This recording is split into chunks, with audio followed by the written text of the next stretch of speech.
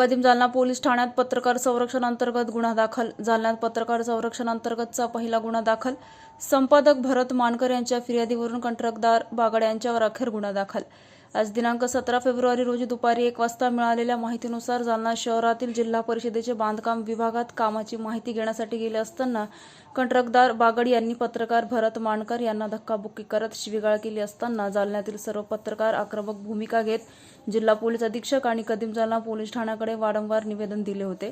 आज दिनांक 17 फेब्रुवारी रोजी सकाळी 11 वाजता पोलीस अधीक्षक कार्यालयासमोर धरणे आंदोलन करण्यासाठी निघाले असताना पोलिसांनी गुन्हा दाखल करून घेण्याचे आश्वासन दिले होते। कदीम जालना पोलीस ठाण्यात पत्रकार सुरक्षा अंतर्गत अखेर गुन्हा दाखल करण्यात आला आहे। भरत मानकर यांच्या फिर्यादीवरून पत्रकार संरक्षण अंतर्गत अखेर गुन्हा दाखल करण्यात आला आहे। या गुन्ह्यात हा गुन्हा दाखल झाल्याबद्दल सर्व पत्रकारांच्या लढ्याला यश आले आहे।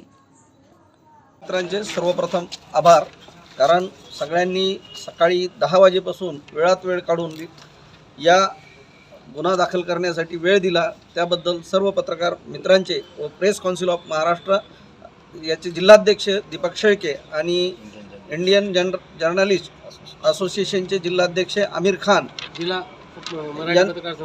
आणि जिल्हा मराठी पत्रकार संघाचे अभय भैया यादव या सगळ्यांनी सर्व संघटनांच्या पदाधिकाऱ्यांनी एकत्र येऊन हा गुन्हा नोंदवलेला आहे। या गुन्हा नोंदवण्यामुळे आज एक मेसेज गावामध्ये असा जाणार आहे की पत्रकाराबद्दल कोणी भ्रशब्द काढू नये, आणि काढण्याचा प्रयत्न केला तर अशा पद्धतीने पुन्हा गुन्हा दाखल होऊ शकतो।